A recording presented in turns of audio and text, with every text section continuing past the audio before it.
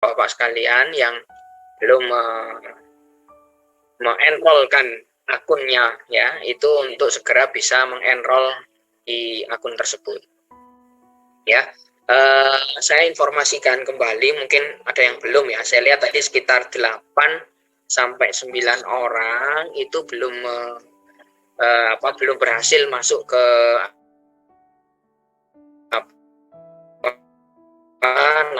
ke akun Classroom tersebut ya. Nah, ini saya di chat situ ya. Jadi nanti kode ini nanti Bapak harus masukkan di Google akun masing-masing untuk nanti bisa mendownload, kemudian juga mengumpulkan tugas yang saya berikan.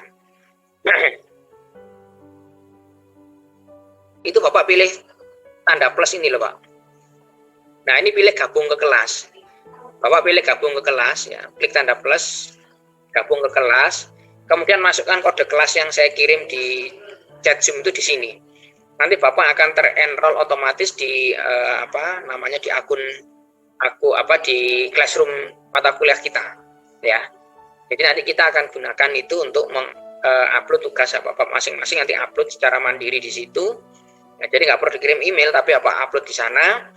Kemudian nanti informasi tentang tugas saya akan update di situ, juga materi kuliah kita dan beberapa konten pembelajaran ya.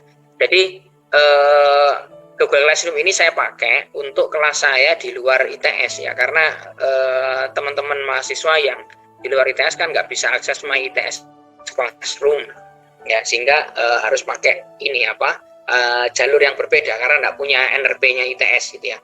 Nah, nanti di sana akan ada beberapa video juga. Jadi video itu ya, kita di dalam mode pembelajaran daring itu ada 2 tipe Pak sebetulnya. Ya, kemarin saya lupa belum menjelaskan. Ya, tipe pembelajaran kita yang pertama adalah sinkronus. Seperti ini itu adalah sinkronus. Saya menjelaskan di Zoom, kemudian Bapak mendengarkan, mencatat, kemudian kita diskusi. Ini mode sinkronus. Nanti ada mode asinkronus, Pak. Asinkronus itu gimana? Asinkronus itu nanti ya, kan di sana sudah ada nanti di kelas-kelas ini nanti ya. Nanti misalnya kayak gini, Pak. Nah, nanti ini akan ada muncul week 1, week 2 gitu ya. Nanti akan saya setting, ini ada week 1, week 2 dan lain sebagainya. Nah, nanti ada pertemuan Zoom. Tapi nanti pertemuan kita secara asinkronus, jadi saya akan tampilkan beberapa video di sana. Nah, nanti kita bisa diskusinya via chatting atau via fasilitas yang ada di Google Classroom tersebut.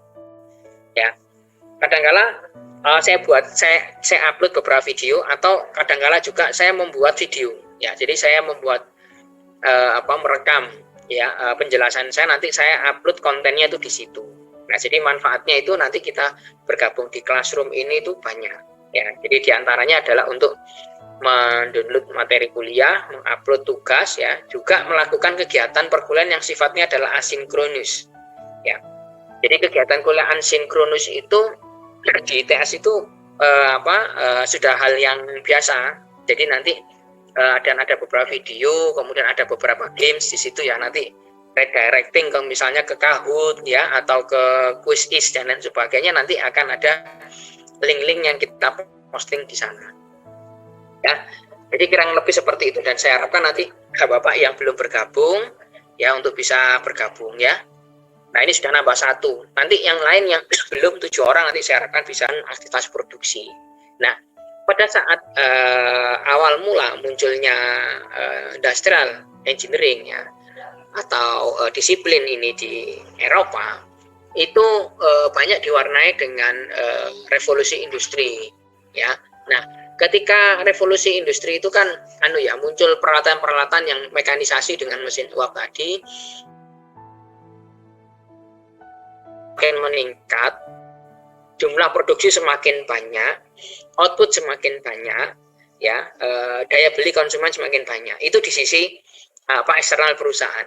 Tapi di sisi internal perusahaan, rupanya ya teman-teman yang aktivitas yang melakukan aktivitas produksi itu mulai merasakan keluhan-keluhan yang disebabkan karena katakanlah aktivitas yang menjadi semakin berat ya. Walaupun dibantu dengan peralatan yang dikendalikan oleh mesin uap, rupanya secara tidak langsung ya kebutuhan kebutuhan tenaga manusia juga semakin membesar ya, karena ada tadi demand yang permintaan dari sisi eksternal perusahaan itu yang semakin besar ya, dalam artian memacu untuk internal perusahaan itu untuk lebih menggiatkan lagi dari sisi produksi. Nah, pada saat itu ya ditemukan berbagai macam keluhan-keluhan otot manusia ya, karena dengan menggunakan peralatan-peralatan yang baru, yang semakin termekanisasi, yang semakin cepat dan lain sebagainya, juga ada tantangan lain bagi tenaga manusia gitu ya.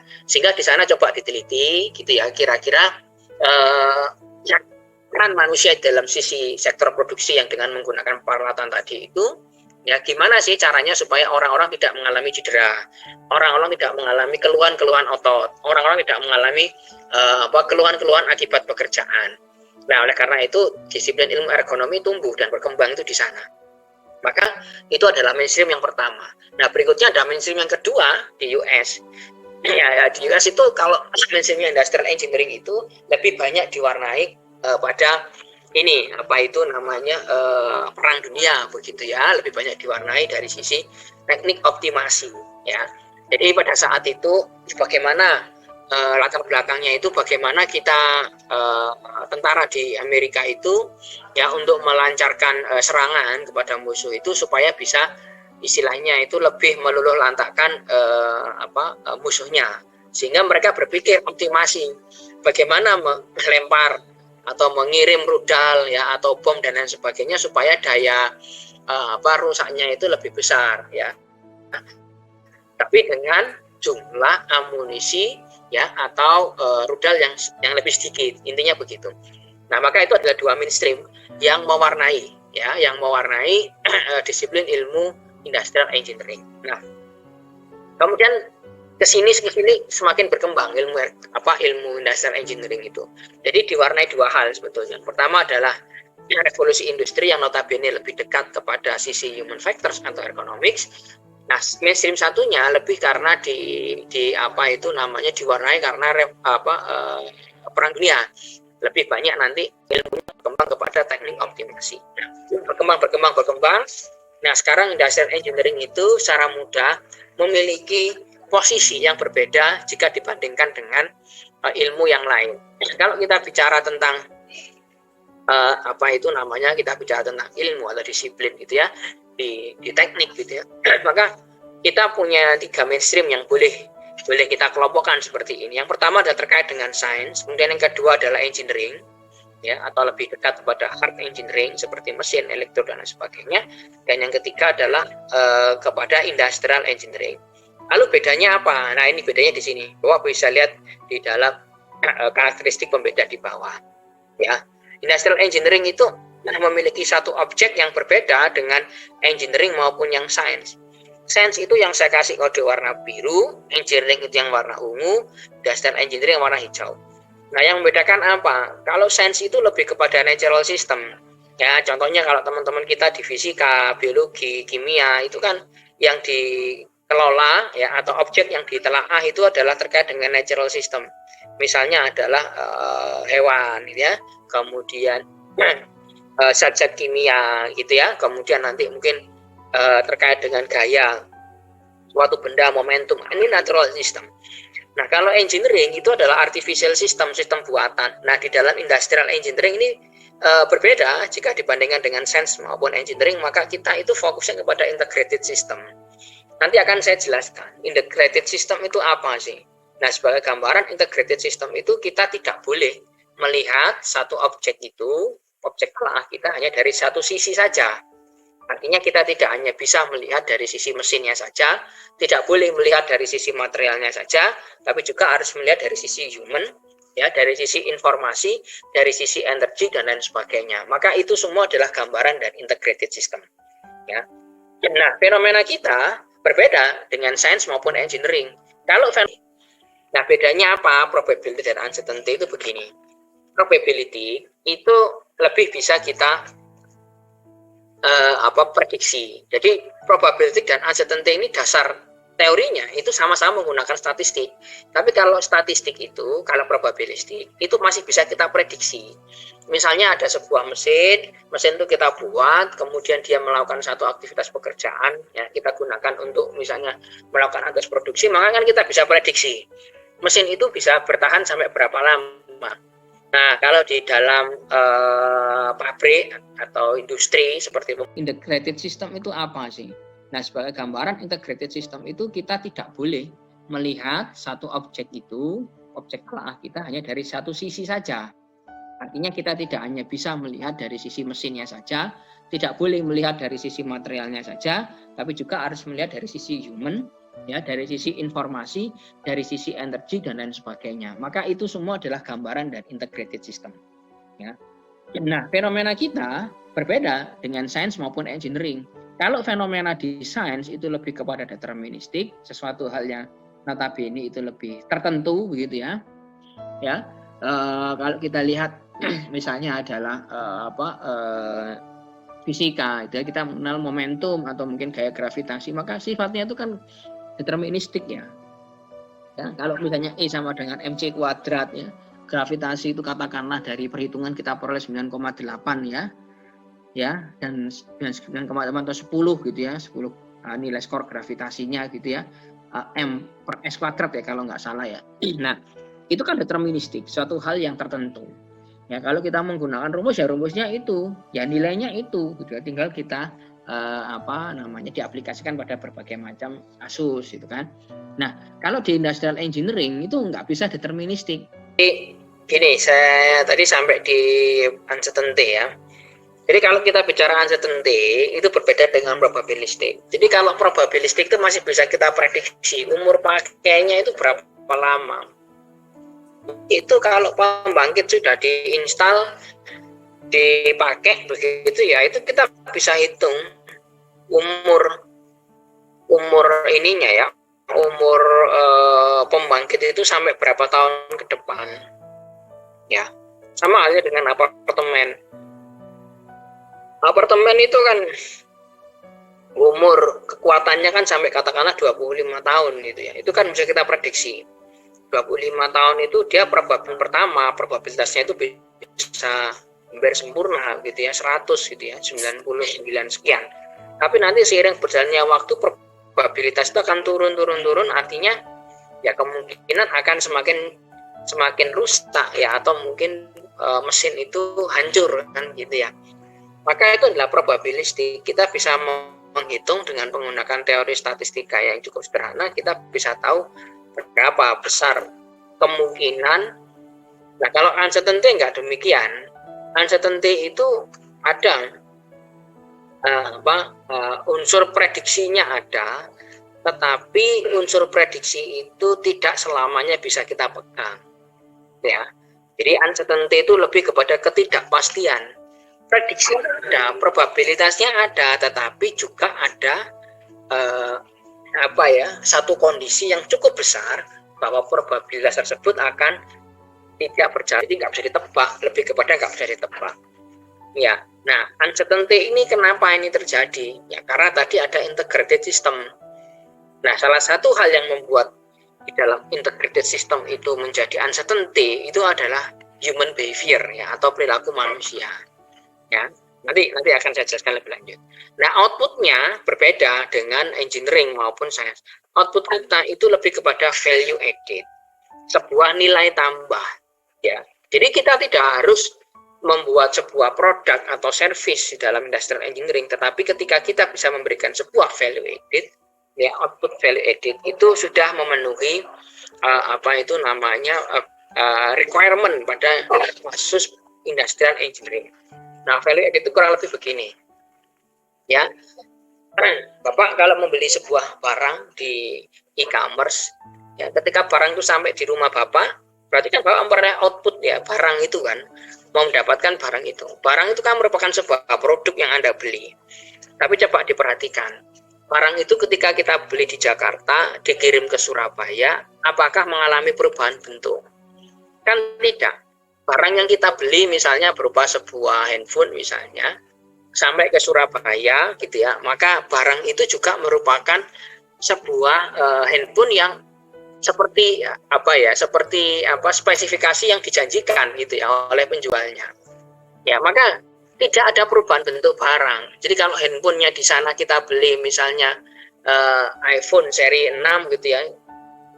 Bukan berarti kalau sampai di Surabaya itu tiba-tiba jadi iPhone seri 10, enggak. Ya, barangnya tetap sama. Tetapi yang kita sebut sebagai value added adalah perpindahan barang itu tadi. Ya, value added itu salah satunya contohnya adalah perpindahan barang. Jadi barang itu ketika kita beli posisi di Jakarta, kemudian kita membeli hanya dengan menambahkan ongkos kirim sejumlah 40.000 gitu ya, maka kita sudah bisa mendapatkan barang itu ada di Surabaya. Barangnya sendiri nggak berubah, tetap seperti awalnya, tetapi berpindah tempat. Nah, berpindah tempat itu salah satunya adalah value added. Ya, nah contoh yang lain dalam kasus value added adalah begini. Bapak sekalian tentu tahu ya, sebuah jam tangan itu kan ada yang mereknya Casio gitu kan. Ya, kalau Casio itu prosesornya kan dikasih orang gitu ya. Ya. Nanti ada jam mereknya Fossil ya.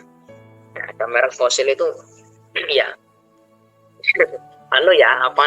Jam kayak ini ya, kayak fosil itu ya, fosil tumbuh-tumbuhan, fosil hewan ya. Ada jam namanya Rolex ya. Nah, sekarang kita lihat jam Casio, jam Rolex ya, sama jam Fossil. Ya, itu kan beda di sisi harga. Ya, maka harganya berapa sih? Anggaplah jam-jam tadi itu 5 juta. Tetapi Rolex itu bisa menembus angka puluhan bahkan ratusan juta kan gitu kan. Maka filosofi ini merupakan filosofi contoh value added gitu ya. Sekarang kita lihat produknya itu sama berupa jam, fungsinya ngapain? Menunjukkan jam. Ya, tetapi bukan berarti kalau Rolex itu harganya 100 juta itu ya, maka jamnya itu bisa bergerak lebih cepat, itu tidak demikian. Ya, jamnya itu bisa bergerak katakanlah lebih cepat gitu ya. Kalau sekarang di jam Fossil itu katakanlah jam 8:04, jamnya Rolex sudah jam 10, enggak demikian gitu ya. Ya, kenapa yang membuat Rolex itu menjadi semakin mahal? Nah, rupanya ada sebuah value added di sana. Apa value added-nya? Di sana ada unsur desain, di sana ada unsur kemewahan, di sana ada unsur lifestyle. Nah, unsur-unsur itu munculnya karena apa? Ya, jam itu bisa mahal karena ada lapisan emasnya. Ya, secara produk emasnya itu kalau Anda misalnya Anda kerok gitu atau dikikir gitu ya, kemudian emas itu dilebur lagi, maka mungkin hanya dapat sekitar 2 gram gitu kan. Yang mana 2 gram itu kalau disetarakan dalam bentuk rupiah paling kan cuma 2 juta. Ya, nggak sampai 100 juta gitu kan. Maka bisa meningkat ya dari 2 juta sampai 100 juta itu tadi ya hanya dengan menambahkan kandungan emas 2 gram yang ekivalen dengan 2 juta menjadi harga jualnya 100 juta, maka itu adalah value added. Ya, sebuah value yang ditambahkan di sana itu yang bisa berkali-kali lipat. Nah, itulah output yang diharapkan ada dalam rekayasa oleh orang industrial engineering. Ya, contoh yang lain nanti Anda bisa lihat pada berbagai macam produk atau aplikasi. Ya, oke. Contoh yang lain mungkin gini aja, sederhana, Gojek. Dulu kita kalau mau naik ojek harus datang ke pangkalan. Nah, sekarang kita nggak usah datang ke pangkalan, tapi kita bisa order, kita tetap aja di lokasi kita, kemudian si ojeknya datang menghampiri kita. Dan ternyata ongkosnya lebih murah daripada ongkos yang menggunakan ojek konvensional. Nah, itulah value added. Kita nggak perlu datang, kita nggak perlu jalan ke pangkalan, dan juga kita punya value added dari sisi biaya yang kita keluarkan lebih ringan ya. Oke, performance-nya pada industrial engineering kalau kita lihat di parameter performance ini beda. Science itu truth, benefit itu pada engineering. Tapi kalau industrial engineering itu lebih kepada efisiensi. Ya.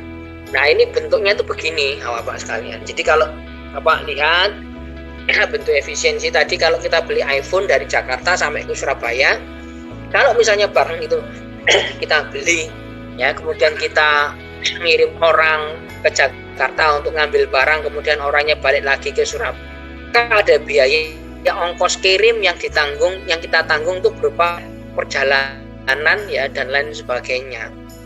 Ya, tapi kalau kita hanya menggunakan Tiki atau JNE dan lain sebagainya, maka kita hanya ngeluarin uang 40.000, barang itu sampai ke kita.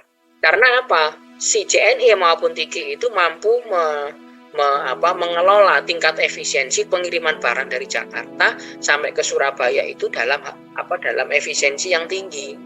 Kan mereka sewa kargo pesawat gitu kan. Sehingga mereka kalau mengangkut banyak, harga kargonya itu lebih murah gitu ya, maka konsumen akan mendapatkan benefit yang lebih besar, efisiennya besar. Jadi kita bandingkan, misalnya naik pesawat satu orang PP anggaplah 1.500.000, bandingkan dengan 40.000, maka efisiensinya berapa banyak? Kira-kira begitu, Pak. Ya, contoh yang lain gini, industrial engineering itu kalau di lini produksi, ya Bapak pernah tahu yang namanya boiler ya. Boiler itu kan mesin uap ya sebetulnya ya. Banyak dipakai di pabrik kayak gula gitu ya. Kemudian pembangkit ya, kemudian pabrik semen itu pasti ada boilernya. Industri kimia ada boilernya. Nah, boiler begitu itu cara menghidupkannya gimana? Maka boiler itu ibaratkan adalah semacam wadah gitu ya, kayak panci gitu, kita isi air, kemudian di bawahnya kita kasih kompor. Kemudian air itu akan mendidih dan air itu akan menggerakkan mesin-mesin gitu kan. Kalau di pembangkit maka dia akan menggerakkan turbin uapnya. Ya, kalau di pabrik semen maka uapnya itu ya akan digunakan ya untuk melakukan proses ini ya di kiln gitu ya, menghasilkan panas dan lain sebagainya. Ya, membakar klinker ya kalau di pabrik semen. Nah, maka itu contoh sederhana ya untuk membakar mendidihkan air sehingga air itu berubah menjadi udara uap panas ya, yang mana uap panas itu akan menggerakkan mesin gitu ya, maka dibutuhkan sebuah batu bara dalam skala yang besar ya. Batu bara itu kalau di pembangkit pabrik semen dan lain sebagainya ya, itu kalau beli itu mesti dalam satuan tonase, ngirimnya pakai kapal tongkang itu harganya mahal. Di industri kita itu ya hanya mampu beli yang tipe low rankul ya, jadi batu bara yang kualitas rendah ya, yang daya bakarnya itu bukan bisa menghasilkan. Jadi daya bakarnya itu gini, ibaratnya kita membakar 1 kilo gitu ya, yang satunya kalau high rankul ya, high rankul itu dia bisa menghasilkan panas katakanlah 100 derajat Celcius, tapi kalau yang low rankul itu cuma bisa menghasilkan panas 70 derajat Celcius ya. Nah, dia melakukan pembelian dengan low rankul kan lebih efisien kan gitu kan, tetapi ada permasalahan daya bakarnya tidak tinggi ya. Maka efisiensi lain apa yang bisa kita lakukan di industri model begitu ya. Dulu saya pernah dampingin perusahaan-perusahaan itu bikin itu ya, maka yang dibakar apalagi ya, Anda tahu yang dimasukkan ke mesin ke burnernya si boiler itu selain batu bara low rankul ya, supaya daya bakarnya itu tinggi ya, itu yang dimasuk itu macam-macam ya, diantaranya adalah bonggol jagung ya, tahu ya, sekam ya, dari proses industri penyelepan beras ya, kemudian dari industri pertanian ya, jagung, pemipilan jagung itu dikumpul-kumpulin, dibeli, kemudian diolah gitu ya, jadi semacam briket ya, ada yang langsung dimasukkan begitu. Nah, itu beli sekam, beli itu kan dianggap beli limbah toh, harganya kan pasti jauh lebih murah dan rupanya itu bisa meningkatkan daya bakarnya. Maka itu adalah ilustrasi bentuk efisiensi yang kita bisa lakukan di lini produksi kita. Nah, ini adalah contoh bahwa performa efisiensi itu wajib ya dilakukan oleh seorang industrial engineering ketika di perusahaan. Nah, kemudian performance berikutnya adalah validity. Beda dengan science maupun engineering, maka di industrial engineering itu validity-nya adalah kontekstual, Pak. Ya, kontekstual. Masalahnya adalah uncertainty tadi ini berhubungan dengan uncertainty, jadi sangat kontekstual gitu ya. Nah, ini kontekstual ini banyak terjadi ketika kita menerapkan ilmu industrial engineering itu pada bidang seperti human capital, itu sangat kontekstual sekali ya, sangat kontekstual sekali ya. Contohnya itu begini, Pak ya, di ilmu industrial engineering itu kan ada satu ilmu untuk kita melakukan pengukuran beban kerja ya terkait dengan human resource atau human capital. Ukur beban kerja. Coba Anda bayangkan, ukur beban kerja pada aktivitas pekerjaan yang kita lakukan secara offline atau kita lakukan secara online, ternyata ini nggak sama beban kerjanya, kan kontekstual loh. Mungkin satu pekerjaan itu akan lebih ringan pekerjaan itu kalau kita lakukan secara offline. Kita bisa berinteraksi dengan orang lain, kita bisa berkoordinasi dengan mudah, kita bisa mengambil keputusan secara bersama-sama dengan mudah.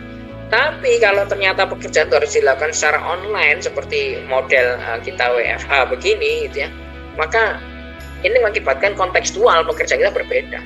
Maka jadi lebih berat. Ya, beratnya di mana?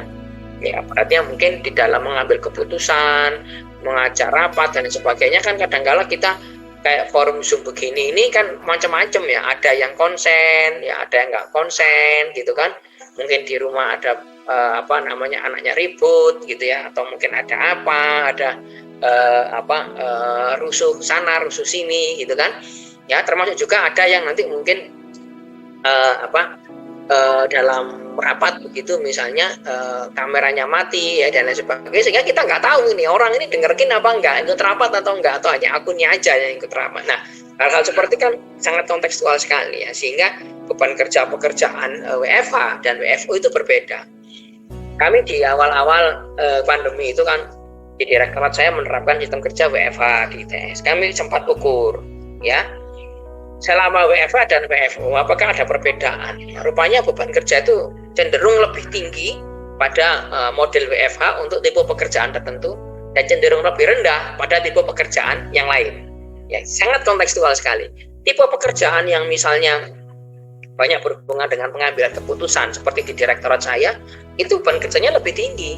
Karena kita mengambil keputusan nggak ada sumber data resource yang mumpuni, gitu ya, kita nggak bisa berinteraksi langsung. Nah, ini beban kerjanya meningkat. Tapi ada beban kerja yang cenderung turun.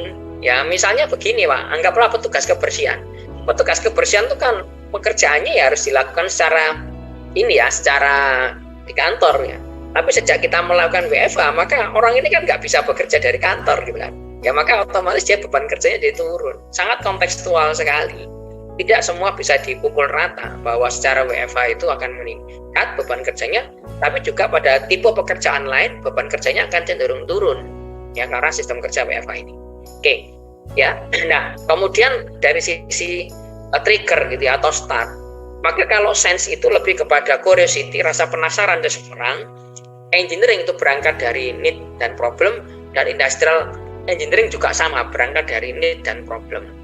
Jadi ketika kita itu melakukan sebuah studi atau telaah atau pembenaran yang memperbaiki suatu lini produksi, maka itu berangkatnya dari kebutuhan atau problem, bukan berangkat dari rasa penasaran. Ya, coba Anda ingat-ingat ya kalau Anda belajar pelajaran mungkin SD ya, coba yang menemukan teori gravitasi itu siapa? Einstein ya. Ya, coba kalau Anda Newton ya. Ya, coba Anda ingat-ingat gitu ya.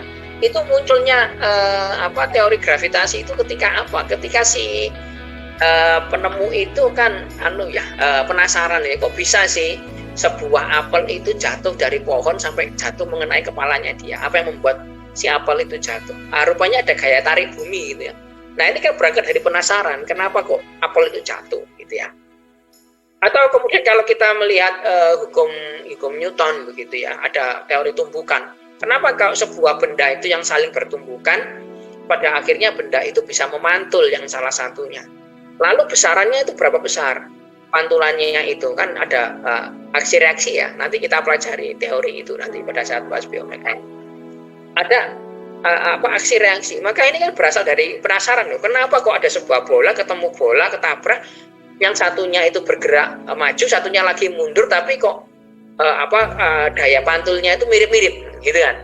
Nah, itu kan penasaran. Nah, kalau kita enggak berangkat dari problemnya apa? Tadi kayak di pembangkit. Wah, kalau saya itu harus membeli high rengkul ya high rengkul itu maka harganya tinggi. Nah, saya hanya mampu membeli low rengkul. Tetapi pada persoalan lain, harganya murah, tapi daya bakarnya rendah. Maka gimana caranya untuk bisa mix ya, supaya kita tetap efisien, harganya murah, tapi kita daya bakarnya itu tetap tinggi. Ya, kira-kira gitu, Pak. Nah, itu adalah contoh, ya, contoh untuk bisa berangkat dari kebutuhan. Problem, saya nggak bisa beli dengan harga harga yang mahal, gitu ya, batu baranya. Ya, contoh yang lain juga nanti Bapak bisa lihat pada kasus-kasus yang lain, gitu ya. Ya, contoh yang lain ya, berangkat dari sebuah problem ya, kalau di industri. Contoh gini Pak, ya. Industri yang punya boiler gitu ya, seperti pembangkit maupun semen, ketika bakar batu bara itu loh muncul sebuah masalah. Batu bara kalau dibakar itu pasti akan muncul yang namanya fly ash ya. Sama seperti kalau Anda bakar sate gitu ya, ada arang dan Anda kipas. Kan selalu ada butir-butir arang itu yang berterbangan. Ya, batu bara itu kan mirip dengan arang sebetulnya kan. Ya. Bentuknya mirip seperti arang, cuman kalau batu bara sudah fosil, sudah jutaan tahun gitu kan. Kalau arang kan cuman dibakar aja sehari 2 hari gitu kan. Nah, itu kalau dibakar, arang itu kan keluar butir-butir hitam gitu ya. Sama batu bara juga demikian. Maka kalau di batu bara itu namanya fly ash. Nah, fly ash itu kalau Anda lihat, maka sebetulnya fly ash itu termasuk dalam limbah B3, Pak. Limbah B3, fly ash itu. Nah, limbah B3 ini penanganannya nggak bisa sembarangan, nggak bisa dibuang begitu aja, ditumpuk itu nggak boleh. Maka perusahaan yang punya boiler itu pasti akan berpikir gimana caranya fly ash ini supaya keluar dari pabriknya dia, ya, tapi dia nggak keluar biaya banyak. Jadi jangan berpikir bahwa kita buang sampah fly ash itu kita gratis ya, enggak. Ya, tapi kita harus bayar orang karena itu adalah limbah B3 yang harus dikelola oleh provider tertentu yang punya sertifikasi. Ya, sertifikasi KLH gitu ya. Maka ini kan harus dibayar gitu kan. Maka perusahaan semen itu kan berpikir, wah ini kalau harus dibayar ya kita jadi kos tambahan kan. Jadi persoalan gitu ya. Maka gimana pemecahannya? Maka industri semen itu berpikir begini. Dia melihat bahwa fly ash itu butirannya itu halus. Ya, butirannya itu halus. Seperti halnya kalau Anda lihat pasir ya Pak, ya pasir Lumajang atau pasir silika. Butirannya kan kecil sekali. Nah, rupanya dia melihat bahwa kalau pabrik semen itu punya lini produksi ready mix ya. Ya, seperti Semen Indonesia itu kan kalau di sini kan punya varia usaha gitu ya, di Gresik punya varia usaha. Nah, rupanya dia berpikir, oh ternyata namanya fly ash ini bisa menjadi bahan pengganti dari pasir Lumajang untuk memadatkan bahan cor gitu ya. Bahan cor itu kan kerikil, kemudian pasir, kemudian semen kan gitu kan. Nah, Anda bayangkan kalau kerikilnya itu bentuknya nggak beraturan, ketika ditempatkan pada sebuah casing itu pasti akan ada rongga. Maka rongga itu yang bisa mengisi siapa? Nggak mungkin ditambahin dengan bahan semen. Kenapa? Karena semen itu ya halus, tapi kalau semakin ditambahi maka setting point-nya akan menjadi semakin lama kan gitu kan. Ya semakin padat, malah itu biasa justru akan jadi retak ya. Cor-coran kalau kebanyakan semen malah akan retak. Ya, maka nggak bisa ditambahin semen. Maka dicarilah bahan lain yang yang memiliki karakteristik halus dan bisa mengisi rongga. Ya, kalau mau ditambahin pasir, ya maka nanti ya perbandingannya dengan semen dan sebagainya jadi berubah, jadi kacau. Maka ditambah dengan apa? Harus tambah dengan bahan yang punya karakteristik apa? Karakteristiknya itu halus, butirannya itu halus, tapi juga punya daya rekat, gitu ya. Dan harganya nggak mahal. Apa? Ya pasti ya fly ash tadi. Harganya nggak mahal, dia tinggal ngambil aja kan fly ash ini ya, fly ash yard ada istilahnya itu fly ash yard. Jadi sebuah tempat ya untuk mengumpulkan fly ash yang tersisa gitu ya. Ya. Ada yang bisa dikumpulkan di ini alat seperti namanya ESP. Jadi kayak dust collector gitu. Nah, kira-kira gitu. Nah, ini kan nggak perlu bayar duit. Nah, ternyata fly ash itu punya daya rekat, Pak. Nah, akhirnya dicampurkan di sana untuk mengisi rongga di antara batu-batu tadi yang sudah dimasukkan dalam backcasting. Maka ini adalah frameworknya TI, Pak. Jadi kita berangkat dari problem. Kasus-kasus yang saya ceritakan tadi itu bisa menggambarkan value added, menggambarkan efisiensi, menggambarkan kontekstual, menggambarkan need and problem. Nah, itu nanti Anda akan jumpai dalam disiplin ilmu TI. Nah, industrial engineering itu kalau secara teori, secara definisi, kita akan definisi seperti ini, Pak. The industrial engineering is concerned with the design, improvement, and installation of integrated system. Jadi kita itu fokusnya kepada apa? Merancang, memperbaiki, dan menginstal integrated system. Nah, integrated system itu terdiri dari apa? Terdiri dari ini, Pak. Orang, material, informasi, equipment, dan energi. Jadi integrated system yang kita pelajari itu ya ini. Coba Anda lihat kalau di engineering misalnya seperti mesin, yang diperhatikan apa? Ya hanya equipment saja. Di sipil yang diperhatikan apa? Hanya material saja. Ya, di informatika yang diperhatikan apa? Atau elektroinformasi aja. Tapi kalau kita tidak boleh demikian, kita harus mengintegrasikan ya orang, ya material, informasi, equipment maupun energi. It draws upon specialized knowledge and skill in the mathematical, physical, social science together with the principle and methods of engineering, analysis and design to specify, predict, and evaluate the result to ya, kita itu butuh kemampuan matematik, kita itu butuh kemampuan fisika, ya, kita butuh social science, ya, dan lain sebagainya. Nah, ini itu ya bermanfaat untuk kita menginstal, memperbaiki atau merancang integrated system tadi. Jadi ini ada definisi industrial system, industrial engineering. Jadi nanti Bapak kalau mempelajari ilmu-ilmu TI yang lain, gitu ya, maka ya nanti hubungannya sama ini. Nanti mata kuliah tertentu hubungannya sama misalnya social science. Nanti mata kuliah tertentu matematik. Bapak belajar OR, matematik. Nah, Bapak belajar human resource management. Manajemen sumber daya manusia terkait dengan social science. Bapak belajar ergonomics, nanti ada physicalnya, ada social science-nya dan lain sebagainya. Nah, yang kita spesifik kita pelajari di semester ini adalah ergonomics. Itu nanti berhubungan dengan salah satu komponen yaitu people di sini yang akan kita pelajari. Oke, ya, kira-kira begitu. Ya. Oke. Nah, integrated system itu kalau dipilah jadinya begini, Pak. Ada salah satu unsur yang penting di sana yaitu adalah man. Ya, ada material, equipment, informasi, energi, ada man-nya. Nah, ini yang kita fokus dalam mata kuliah kita, analisa perancangan kerja dan ekonomi. Nanti fokusnya kita di man kita di situ, ya. Nah, ya. Nah, sekarang kita masuk ke definisi apa atau asini definisi ekonomi itu.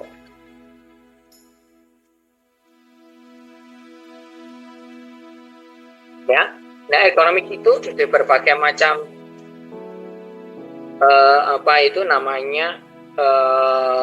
negara atau mungkin universitas itu banyak istilah padanannya. Ada yang menyebut sebagai economics, ya.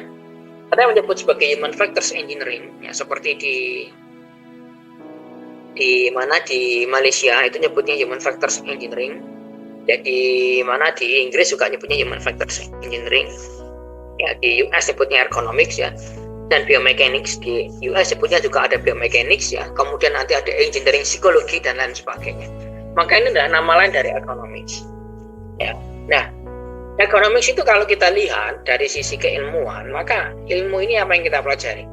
Ini Anda bisa lihat nih, mulai dari perkembangan ya, dari yang dulu ada sampai nanti yang relatif masih baru gitu ya, itu ruang lingkupnya kayak apa? Kita lihat satu persatu.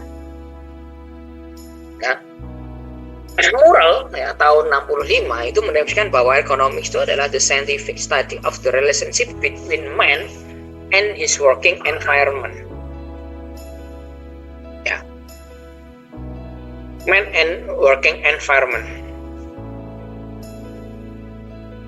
Ya, jadi ilmu yang mempelajari antara hubungan manusia dengan lingkungan kerja. Kemarin sudah saya jelaskan ya pada saat membahas ruang lingkup gitu ya.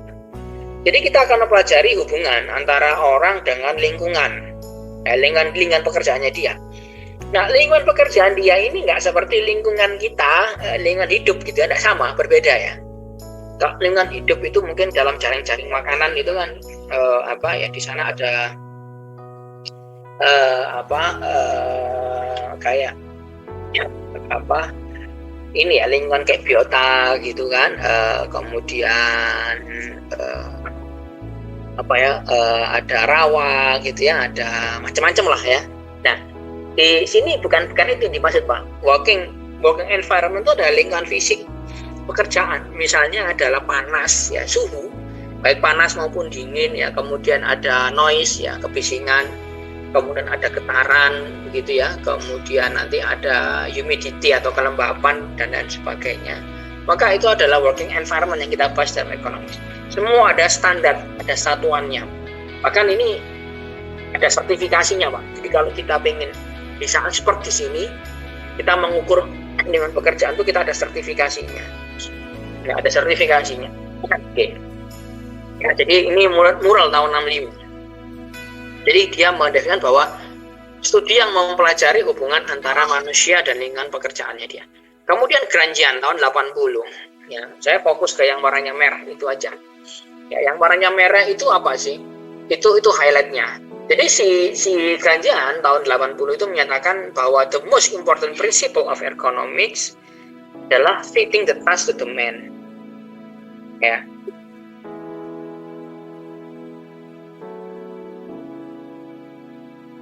Jadi kita melihat di sini adalah fitting the task to the man. Artinya apa? Kita menyesuaikan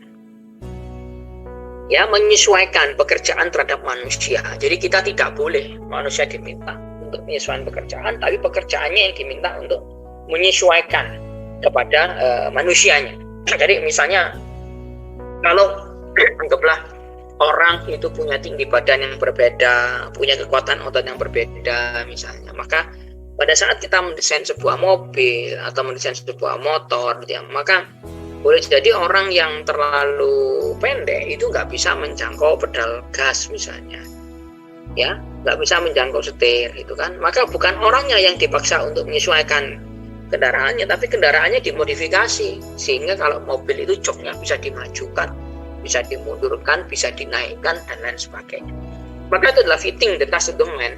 Jadi yang dimodifikasi atau yang direkayasa itu bukan orangnya, tapi ya pekerjaannya atau mesinnya, kira-kira begitu. Nah, economic is interdisciplinary. It based its theories on psychology, physiology, anthropometry, and various aspect of engineering. Ya, jadi di dalam konteks ini ya. Ya, itu kita basisnya adalah multidisiplin, Pak. Dalam kuliah kita itu nanti ada aspek fisiologi, Pak. Ukur beban kerjanya orang dilihat dari sudut pandang konsumsi CO2, berapa gaya yang dibutuhkan untuk mengangkat sebuah benda, itu fisiologi. Tapi kita juga akan mempelajari nanti psikologinya. Ya, kita akan mengukur misalnya adalah persepsi seseorang tentang beban kerja yang harus dia handle gitu ya. Itu nanti kita tanyakan secara pendekatan aspek mental ya, psikologi. Nanti ada juga anthropometric, kita mengukur dimensi tubuh manusia, dan juga various aspect of engineering. Nah, disiplin kita yang terbaru ekonomis itu nggak lagi mengukur anthropometric sebetulnya, tapi mengukur kepada aspek kognitif. Seberapa cepat respon seseorang untuk mengenali sebuah user interface aplikasi tertentu ya. Atau contoh yang lain adalah kognitif, ya, ranahnya adalah kemarin saya membuat sebuah VR shooting games ya untuk teman-teman TNI gitu kan. Maka kita evaluasi itu shooting VR games itu seberapa efektifkah ya jika dibandingkan dengan senjata betulan untuk melatih ketangkasan menembak.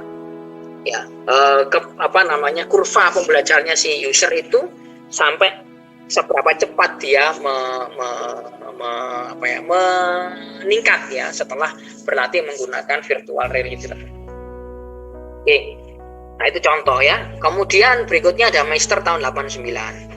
Dia menyebutkan bahwa is the study of humans accomplish work related tasks in the context of human machine system operation and how behavioral and non-behavioral variable affect the accomplishment. Jadi intinya adalah dia mengatakan bahwa economics itu adalah human machine system, di mana nanti yang kita bisa evaluasi adalah behavioral dari manusia dan non-behavioral dari manusia. Ya, jadi aspek perilaku orang dan maupun non-perilaku orang. Perilaku orang tadi contohnya adalah kecepatan respon seseorang ketika memainkan sebuah games, misalnya seperti Angry Birds gitu ya, atau memainkan game seperti Mobile Legends dan sebagainya. Itu kan aspek behavioral, ya, aspek perilakunya. Jadi ada aspek non behavioralnya, misalnya terkait dengan anggaplah kita gini pakai gadget gitu ya, gadget main Mobile Legends gitu ya. Maka ada aspek non behavioral, salah satunya adalah aspek fisik gitu ya. Ketika kita mengoperasikan gadget kita gitu ya, kira-kira gadget kita itu cukup nyaman nggak sih, misalnya dipegang begitu ya, kemudian tangan kita itu bisa menjangkau sisi terujung dari gadget kita untuk memberikan tombol dan lain sebagainya tanpa banyak tangan kita itu bergerak. Maka itu adalah non-behavior. Oke. Kemudian yang lain, Sanders and McCormick menyebutkan bahwa economics discover and applies information about human behavior, abilities, limitation, and other characteristics. Jadi kita akan membahas tentang perilaku, membahas tentang capabilities ya, kemampuan, limitasi, keterbatasan maupun karakteristik yang lain. Ya. Kemudian nanti yang lain bisa kita lihat di situ ada Henke ya. Itu mengatakan economics human machine synergy ya, kemudian IEA International Economic Association itu ya, itu memfokuskan bahwa disiplin economics itu adalah understanding of the interaction among humans and other element of system. Jadi titik tekannya adalah dalam integrated system itu adalah humans ya, humans and other elements of system itu yang dia coba dia coba telaah gitu ya. Tapi fokusnya adalah kepada manusia tadi. Dengan tujuannya optimize human well-being and overall system performance. Tujuannya ke arah sana. Ya. Jadi itu menurut IEA. Nanti kalau Karwowski mengatakan focus on the nature of human artifact interaction, ya, viewed from unified perspective. Maka dari berbagai macam definisi yang kita peroleh di sini, ya ini irisannya dengan definisi industrial intent itu apa? Sangat dekat sekali gitu kan. Dekatnya karena apa? Karena kita membahas human. Satu. Kemudian yang kedua adalah melihat dari unified perspective, perhatikan sistem secara terintegrasi, gitu ya. Ya, kira-kira begitu ya. Ya. Kemudian juga bicara tentang relationship between man and his working environment. Yaitu itu adalah beberapa hal yang menunjukkan hubungan antara ergonomics dengan definisi industrial engineering. Kira-kira begitu. Nah, saya mau masuk ke sini ya Bapak sekalian. Ini perkembangan kita yang terbaru. Ya, aplikasi ergonomics itu ada di sisi ini ya, Human System Interface Technology. Ya, perkembangan kita yang terupdate itu kita membagi ranah ergonomics jadi 5 bagian. Kalau tadi kita sudah lihat bahwa human sinergi tadi ya, human machine sinergi, maka human ergonomics itu pembidangannya atau pengklasifikasi yang terbaru itu ada 5. Sini Pak, Human Machine Interface Technology yang pertama. Ya, hardware atau disebut sebagai hardware ergonomics. Human Machine Interface Technology itu contohnya adalah yang secara konvensional itu tadi kita merancang kursi, kita merancang meja, kita merancang jok mobil, itu yang konvensional. Yang dari awal itu sudah ada dari zaman dulu. Ya, kemudian bidang yang kedua adalah Human Environment Interface Technology, mengevaluasi hubungan manusia dengan lingkungan. Orang itu ya tahan berada pada sebuah lingkungan kerja yang panas, ya katakanlah 41 derajat itu berapa lama. Orang itu mampu menahan kebisingan di lini produksi tertentu itu sampai kebisingan berapa desibel.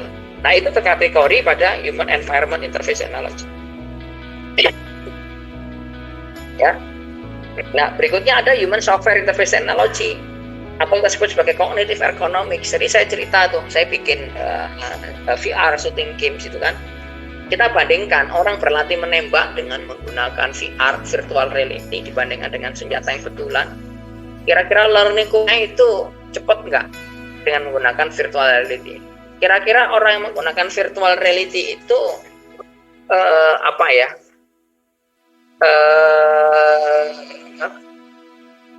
mendapatkan semacam ini ya, semacam kondisi berlatih itu yang mirip nggak dengan kondisi berlatih menembak dengan pistol betulan. Nah, ini kan diketahui secara kognitif. Contoh yang lain adalah kita gini, Pak. Ilmu yang sederhana gini. Kalau kita menggunakan misalnya aplikasi ini, misalnya uang elektronik misalnya ya. Uang elektronik misalnya. Nah, uang elektronik itu kan ada GoPay gitu ya, ada OVO gitu ya. Kemudian ada link aja dan lain sebagainya. Maka sekarang kita lihat gini, Pak. User interface-nya kan nggak sama antar satu aplikasi dengan aplikasi lain. Ya, mungkin kita dari sisi user interface akan lebih mudah atau lebih senang dengan menggunakan OVO jika dibandingkan dengan yang lain. Maka parameter untuk parameternya, Pak. Misalnya kemudahan penggunaan, kemudahan untuk diingat, ya, kemudahan untuk dipelajari. Nah, itu termasuk kategori cognitive ergonomics. Ya. Kemudian berikutnya ada human job interface technology, work design ergonomics. Jadi work design ini itu nanti kita belajar ya, suatu pekerjaan itu ya ada ini ada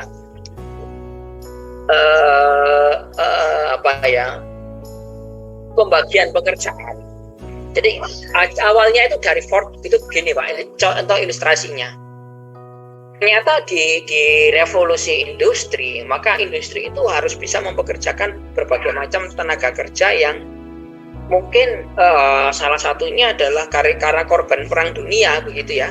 Sehingga mungkin mohon maaf tidak punya tangan, tidak punya kaki, dan anggota tubuhnya mungkin tidak lengkap.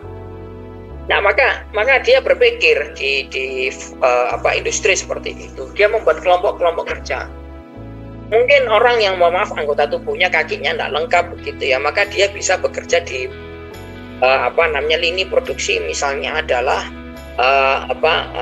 membuat jok mobil misalnya. Kenapa dipilihkan di situ? Karena buat jok mobil itu hanya bermodalkan mesin jahit dan tidak harus banyak bergerak. Nah, ini kan kita merancang work design ergonomics ya. Merancang human job interface. Contoh yang lain misalnya adalah di dalam sebuah tipe industri itu ada yang harus masuk 24 jam non-stop. Kayak industri semen, pembangkit, rumah sakit itu harus 24 jam non-stop. Ya. Maka orang kan dipekerjakan itu ada yang shift 1, shift 2, shift 3.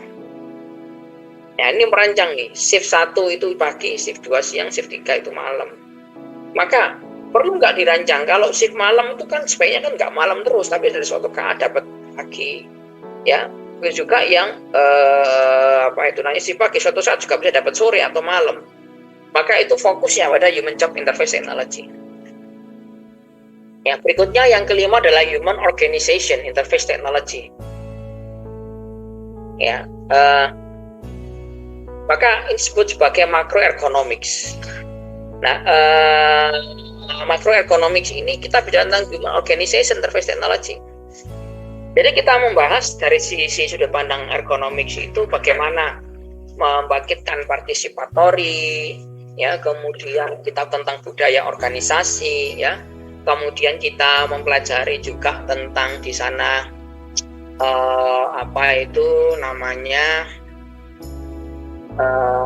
proses innovation, difusi teknologi gitu ya, dan lain sebagainya. Ya, jadi ada kategori human organization interface technology. Di Perhimpunan Ergonomi Indonesia kita juga punya technical group atau bidang-bidang minat. Nah, kebetulan saya ditempatkan di ketua bidang untuk human organization interface technology ya. ya mirip lah dengan penugasan saya di ITS ngurusin organisasi gitu ya. Kita ngembangkan budaya, riset-riset terkait dengan budaya organisasi itu nanti masuk di Human Organization Interface Technology ini atau disebut sebagai macroeconomics. Kalau di international, di International Economic Association itu namanya ODAM, Organization Design and Macroeconomics. Kira-kira begitu. Ini perkembangan economics yang terupdate gitu ya. Jadi tidak sekedar kita ekonomi itu membahas anthropometric dan lain sebagainya, enggak, tapi kita juga banyak hal yang bisa kita pelajari atau kita telaah gitu ya. Oke. Ya, objektif economics nanti bisa sederhana bisa saya tampilkan di sini. Ini ya, Pak, ENASE sebetulnya ya, efektif, efisien, produktivitas. Ini nyaman ya, kemudian well-being ya. Jadi kira-kira ini adalah objektifnya. Nanti Bapak bisa lihat di sini objektifnya secara detail itu apa. Bisa mereduce error, meningkatkan safety, improve system performance, increase reliability, improve maintainability ya, dan lain sebagainya. Oke, kira-kira begitu ya. Nah, ini adalah beberapa ilustrasi contoh di ekonomi praktis di industri yang ini sifatnya adalah human machine interface technology atau terkait dengan human hardware ya, hardware economics gitu ya. Orang sulit bekerja gitu ya dalam posisi yang tidak baik ya, mengangkat yang tidak nyaman gitu ya, terus ini berulang dan lain sebagainya, mengangkat dengan posisi yang salah ya, melakukan aktivitas perakitan yang posturnya awkward ya, atau posturnya tidak baik gitu ya, dan lain sebagainya ya. Ini contoh ya. Oke, mungkin sampai sini ada pertanyaan dari bapak-bapak sekalian. Kita buka dulu untuk tanya jawab dulu ya. Jadi Bapak, kami dipertanya, Ya, silakan Pak. Kami dengan Kapten Laut Pro Tejo Mulyono, Ya, menanyakan untuk kasus ergonomi sendiri itu apakah membuat desain atau membuat peralatan yang sifatnya membantu manusia untuk membantu dalam kegiatan sehari-hari sehingga lebih mudah dalam pekerjaannya, atau bagaimanakah? Mohon penjelasannya, Bapak. Iya Pak. Jadi di sini kita bisa berorientasi kepada membuat alat, ya, bisa berorientasi ke sana membuat alat. Jadi tidak hanya membuat alat, ya, selain membuat alat, untuk membuat alat juga ada melakukan assessment, Pak. Merancang bagaimana sebuah misalnya job tadi ya, human job interface technology itu supaya lebih nyaman. Ngatur shift-nya itu kan nggak membuat alat. Mengatur shift orang bekerja itu kan nggak membuat alat ya. Mengatur ritme cara mengangkat kerja itu kan nggak membuat alat ya. Tapi pendekatannya adalah assessment saja. Ya, bisa membuat alat juga yang lain. Bapak, izin bertanya. Ya, silakan Pak.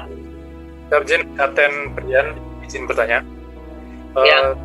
Membahas tadi sebelumnya mengenai definisi ekonomi, ada beberapa definisi yang menyampaikan bahwa itu mempelajari perilaku dan karakteristik manusia itu sendiri. Nah, kami bertanya mengenai definisi tersebut, apakah bedanya atau mungkin ada hubungannya dengan psikologi? Sedangkan ilmu psikologi juga mempelajari perilaku juga karakteristik manusia. Ini kan Pak? Oke, berarti pertanyaannya terkait dengan psikologi ya Pak? Ya Pak, apakah itu memang ada hubungannya atau memang itu salah satu instrumen pendekatannya bagaimana Pak? Ya, ada hubungannya Pak. Salah satu contoh begini Pak, kan tadi kan saya sebutkan bahwa ini adalah multidisiplin gitu ya. Nanti ketika kita mengukur beban kerja Pak, mengukur beban kerja mental misalnya, kita ukurkan orang itu dengan melakukan suatu pekerjaan tertentu begitu ya. Melakukan suatu pekerjaan tertentu itu dia mengalami beban pikiran yang besar atau enggak. Nanti kita tanya Pak, kita ada instrumennya. Nama instrumennya adalah NASA TLX. Kita akan tanya kepada mereka, seberapa sih tingkat keberhasilan Anda melakukan pekerjaan ini? Seberapa besar tekanan waktu yang Anda peroleh ketika mengerjakan ini? Seberapa banyak misalnya error yang bisa Anda hasilkan ya Anda buat tanpa disadari misalnya. Nah ini kan mengukur secara psikologis ya, secara mental. Nah kira-kira itu Pak. Siap Pak, terima kasih. Oke. Oke Pak, sementara mungkin gitu dulu ya. Saya ada agenda yang harus saya ini. Mungkin saya bisa akhiri dulu pertemuan pagi hari ini. Nanti insya Allah kita akan sambung lagi pekan depan dan nanti saya harapkan semua bisa masuk ke Google Classroom ya. Oke, terima kasih atas perhatiannya semua. Saya akhiri dulu sampai ketemu pekan depan insya Allah. Assalamualaikum warahmatullahi wabarakatuh. Waalaikumsalam warahmatullahi wabarakatuh.